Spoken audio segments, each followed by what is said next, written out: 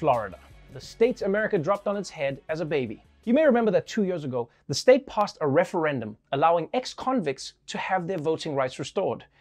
But then, Republican officials passed a law saying that most felons had to pay all their court fines and fees before registering to vote. And even though critics said that this amounted to an illegal poll tax, the US Supreme Court refused to overturn the law. But now, someone is stepping in to help the people power forward.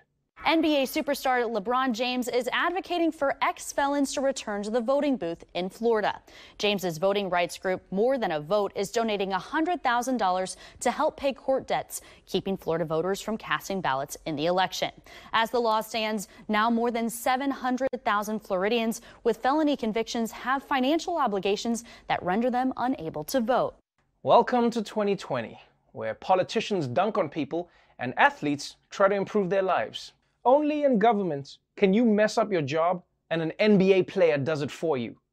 Because you know it'll never work the other way around, right? If LeBron fouls out, Mitch McConnell is not going to run onto the court and score 78 points. Although he would be an asset on defense. I mean, the dude blocks everything. Oh, get that bill out of here. Get that out of here. Not in my house. Well, actually, my Senate. And this is great for both democracy and LeBron, because it's going to help ex-felons exercise their right to vote, and it's going to make LeBron's next stat line look insane. But this whole process has been so unfair to those ex-cons. I mean, first of all, they weren't allowed to vote because they were felons. Now they can't vote because they have outstanding court fees? I feel like even if they do get that LeBron money, Florida Republicans are just going to invent some new random reason to stop them from voting. I'm sorry, ex-con, you can't vote unless you pass this really difficult test. Okay, I'll try. Person, woman, man, camera, TV. All right, you were lucky. Let's see if you can do it again in 20 minutes. And speaking of overachievers, here's some good news from the world of book publishing, or as I like to call it, boring YouTube. It's a story out of England about a very surprising new author. A very young man, very, very young, lands a book deal. His name is Nadim, and he is just 4 years old and is from the UK. A poet and teacher shared his poetry on social media, and it gained a lot of attention.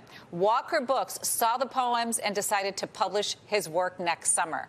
The book will be called Astonishing. His poems are about feelings like love and loneliness. That's right. A 4-year-old is publishing a poetry book about love and loneliness. And I, for one, am surprised a 4-year-old even knows what loneliness is. I mean, they're supervised 24 hours a day. First they're with their family, then they're with their teachers, then when they go to sleep, there's that monster under the bed waiting to eat them if they go to the bathroom. Hey kids, just do what I do. Pee in the bed. You can't be too careful. But still, congrats to this kid. I'm sure it's very exciting to be published at such a young age. At the same time though, if I was an actual adult poet, I'd be pissed off. You work your whole life to get in the Paris Review, and now you're in the same conversation as someone who eats glue? If you ask me, once they decided that poetry didn't have to rhyme, every 4-year-old became a poet.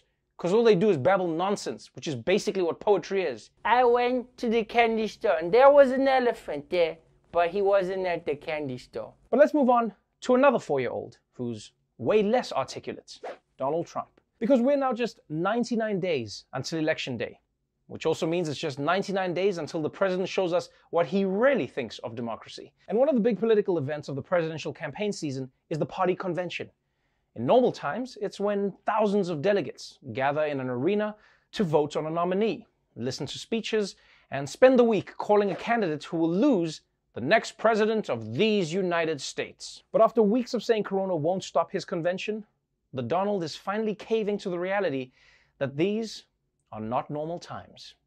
President Trump's campaign team is scrambling this morning to try to figure out the Republican National Convention after canceling the Jacksonville portion of the event earlier this week. A stunning reversal from President Trump. So I told my team it's time to cancel the Jacksonville, Florida component of the GOP convention. The decision coming after months of insisting he would deliver an acceptance speech in front of a massive crowd, going as far as moving the bulk of planned events from Charlotte to Jacksonville when North Carolina's governor raised public health concerns. The president now echoing those concerns. To have a big convention is not the right time. It's really something that, for me, I have to protect the American people. In April, the president mocked Democrats for deciding to hold a virtual convention, tweeting of Joe Biden, now he wants a virtual convention, one where he doesn't have to show up. Gee, I wonder why. Many Republican leaders said they would not attend the convention. That's right. President Trump is grudgingly accepting that his big convention will need to go virtual.